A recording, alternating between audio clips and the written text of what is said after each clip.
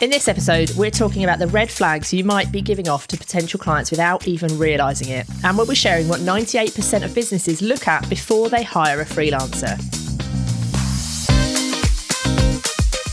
This is the JFDI podcast with the two Lauras. And this episode is sponsored by Agora Pulse. Laura Davis and Laura Moore share their insider secrets about building a successful and sustainable business as a freelance marketer. The two Lauras run one of the biggest communities for social media managers, the Inner Hub. So now you know you're in good hands, let's get on with this week's episode. Collating all the data you need for a brilliant social media report is so time consuming. And let's not even mention the time it takes to put it into a professional looking document you're happy to share with a client. If you're looking to buy back some time while reporting your social media analytics, Agora Pulse has your back. Their built-in automated reporting system creates beautiful reports you will feel proud to send to your clients, and it won't take you forever to put it all together. In fact, with a quick 5-minute setup, you'll get your monthly reports in your inbox every month. Go to thetwolauras.com/Agora Pulse.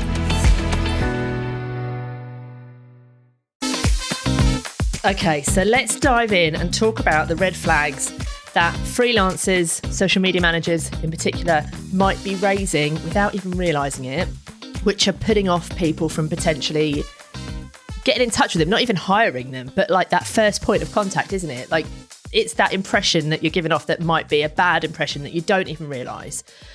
And how do we know this, Laura? Is it because we're really nosy? Yeah. It's because it's for two reasons. We are obviously quite nosy. And we follow a lot of social media managers on social media, so we can kind of see it actually happening. But also we hire and work with a lot of freelancers ourselves. So this is what we have discovered like firsthand. And it's the things that just make us go, oh God, I'm not working with that person.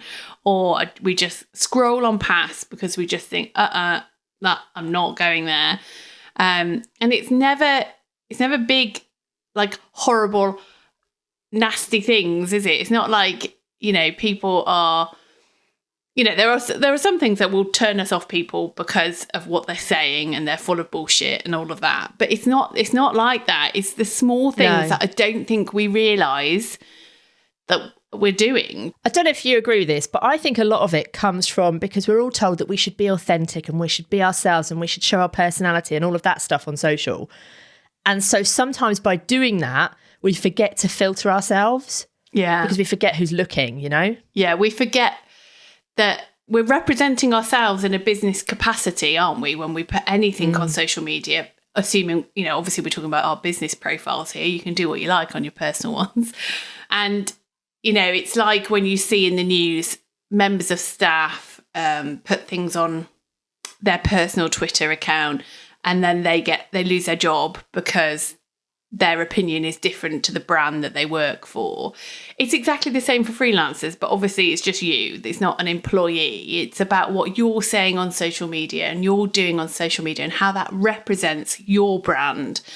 And I just think we forget. I think we say, share behind the scenes, share how you feel, share your day in a life, all those kind of things.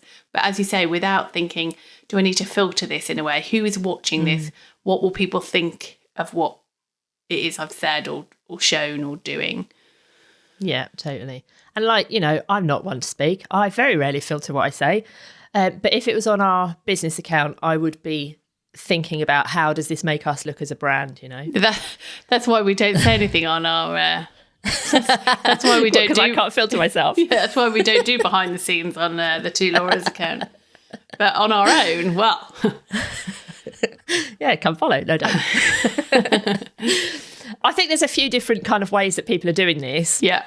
My very first one that I see is that people, it's almost like you're acting like you're new in the business because you are new in the business. You're a new freelancer or you're new to social media marketing, and we say that we should show behind the scenes. So we sometimes want people to know that we are new, but if you do that in the wrong way, it can be really off-putting. So, for example, if you're new to the business it's your first freelance gig, you're looking for your first client, and you go out on your socials and you tell people you're brand new and, you're really excited and you want to help a client for free, or you're offering low rates because you just get started.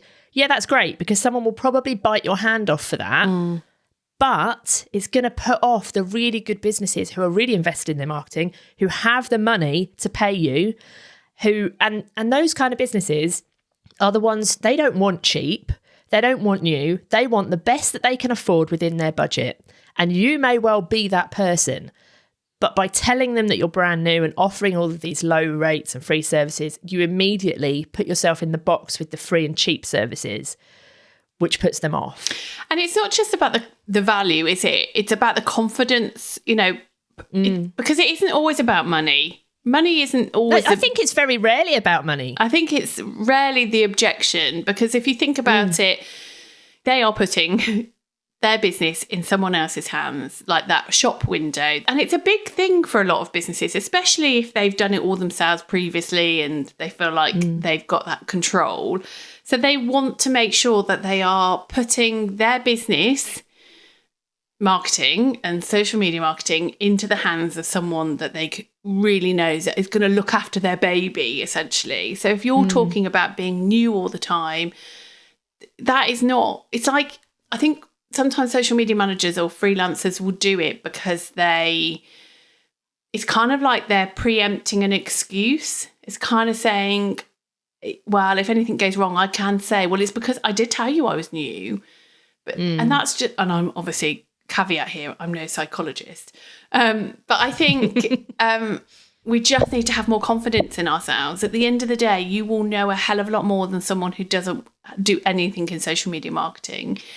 And I'm not saying you have to go out there and lie and say you've got, hundreds of years of service and you've, got all these made up results. I'm not saying that at all. In fact, I would encourage you never to do that. But it's just how you say things. Just think, how would this sound, or how would this be interpreted by someone who is looking to hire a social media manager? And if you don't think it's going to be interpreted in a positive way, then don't say it or reword it. We are very much advocates of that you should continue learning. You should continue investing in your learning the whole time that you are working as a freelance social media marketer, because things change all the time. There's always some sort of new strategy or tactic that you can learn that will help you and your clients. And yes, you should definitely be telling your clients that you're investing in your learning, but they don't need to know that you are starting from zero. Yeah. It should be like you're layering on top of what you already know, which is a benefit to them. Yeah, definitely.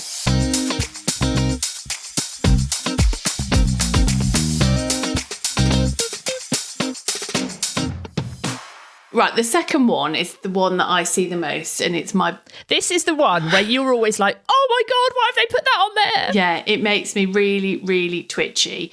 It's where people talk about how stressed they are, tired, overwhelmed, overworked, too busy with their kids. The kids are taking up too much of their time. You can't cope. It's the summer holiday. Haven't any sleep. Yeah, I get it. Like, I 100%, and I am there.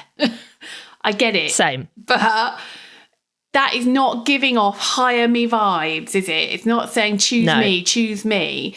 Because, we see it all the time, like, oh, sorry, I've not been on social media for a while because, life's really busy. Or I'm really tired because my kids are keeping me up all the time. I'm so tired, I can't concentrate. And we honestly, not a day goes by where I don't see this. And again, it's like what we were saying. I think people trying to be true to themselves, they're trying to be authentic, they're trying to show people. And they think it makes them relatable. Yeah. Because it does. And to a degree. But not in the right way. Yeah. To a degree, it may do. Maybe a potential client would look at your stories and go, oh, okay, they get it. I get that. I'm like that. I've got kids, whatever. But it's when they actually come to hiring and they actually come to signing contracts and sending money into your bank, are you the person who's just said that you can't concentrate because you're so tired, or you haven't got time to be on social media? So if you haven't got time to be on social media for your business, then you're not kind of giving them confidence that you've got time for their business. Of course, they're just going to keep on scrolling. They're going to find the person who has got time. And this happens so much. And I think we just all need to think, is this what people want to see when they're hiring me? And I know some people just like to talk about what they're doing and be true, but just, again, you need that filter. You need to go, is this right? Does this represent my brand? And would people hire me? And I think there's a way that you can flip things quite often, isn't there? So like back in the day when I was like really actively marketing my business, I would often talk about William, and I would always say that I was building a business so that I could work from anywhere, whether it was a hospital waiting room or beside his hospital bed.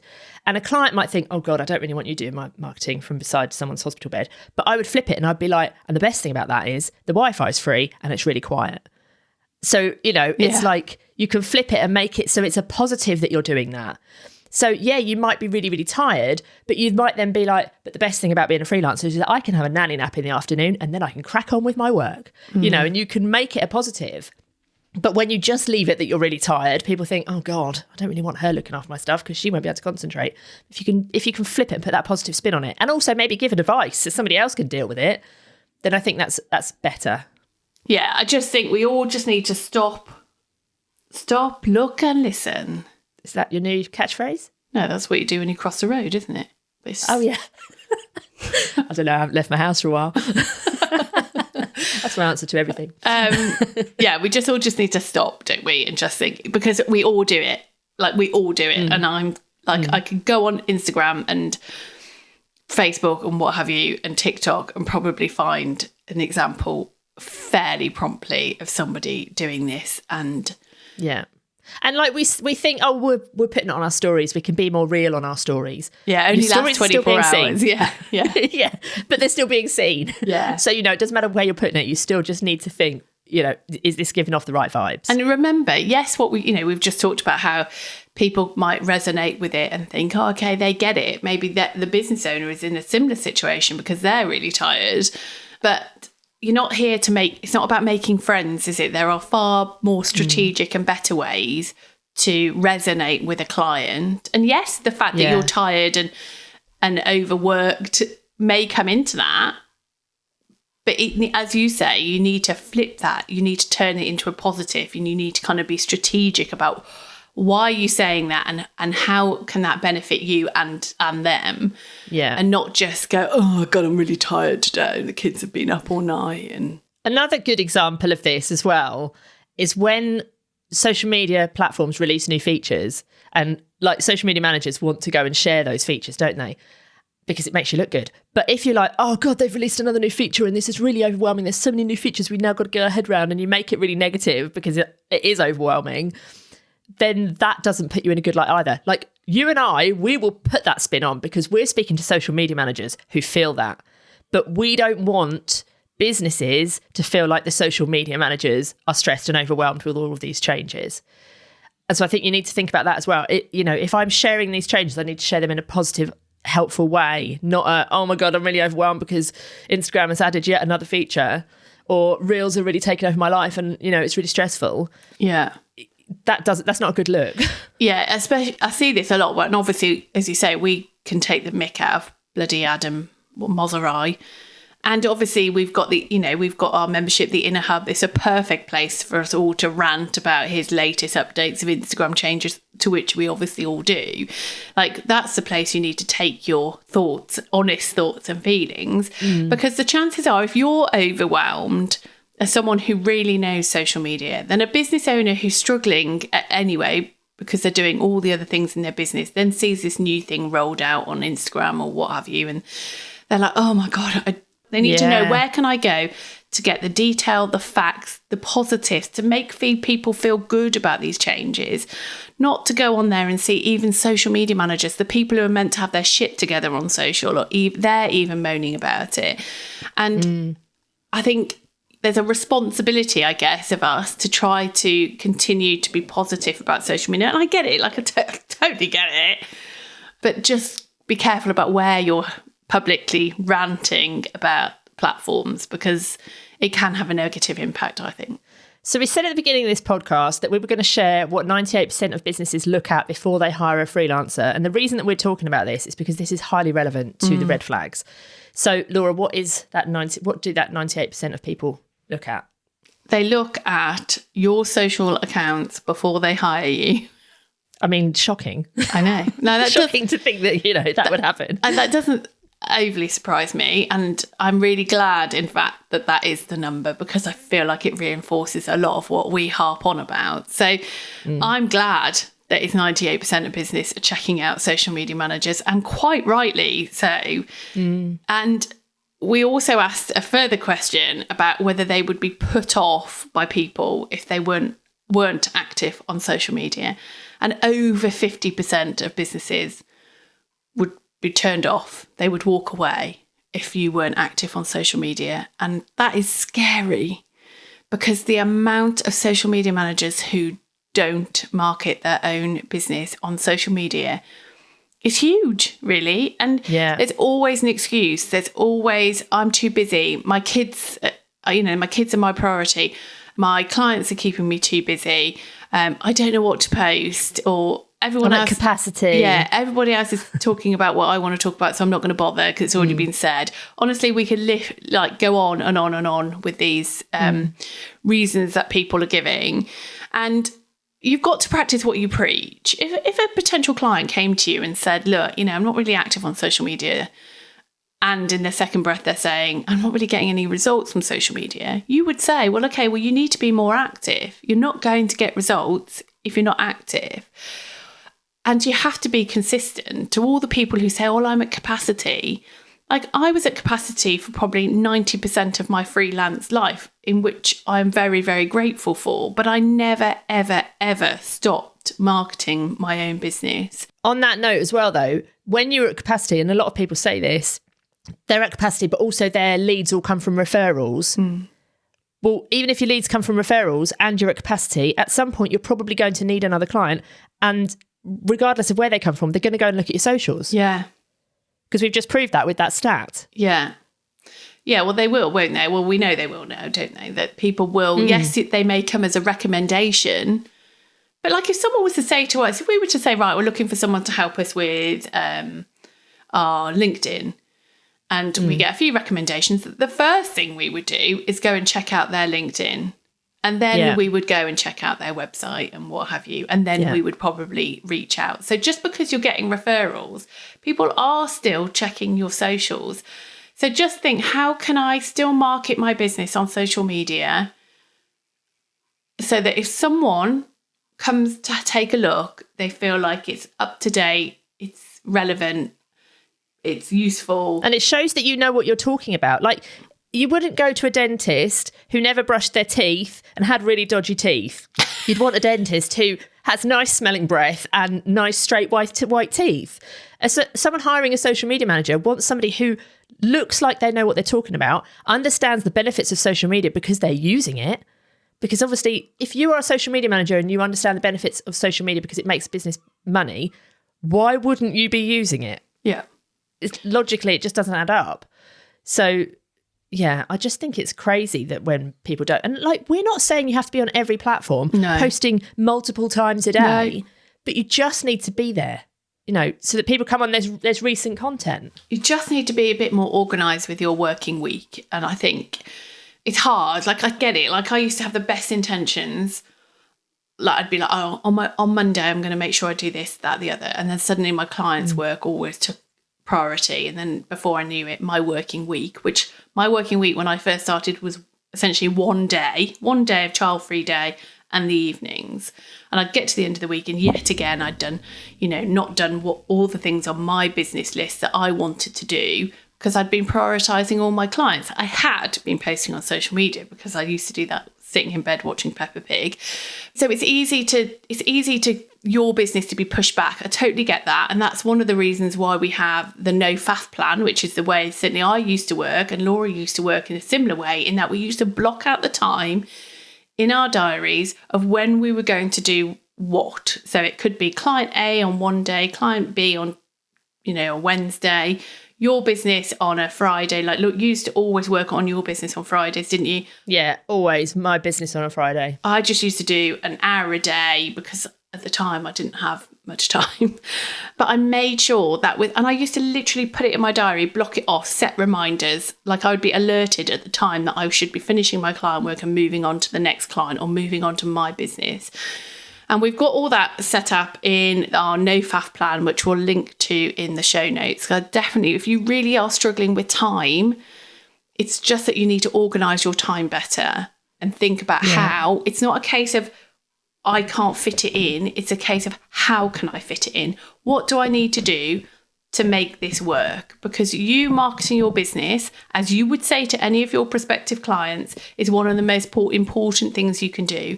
And you've only got to look at how the last few years have panned out with cost of living crises, pandemics. People lose clients, unfortunately, overnight.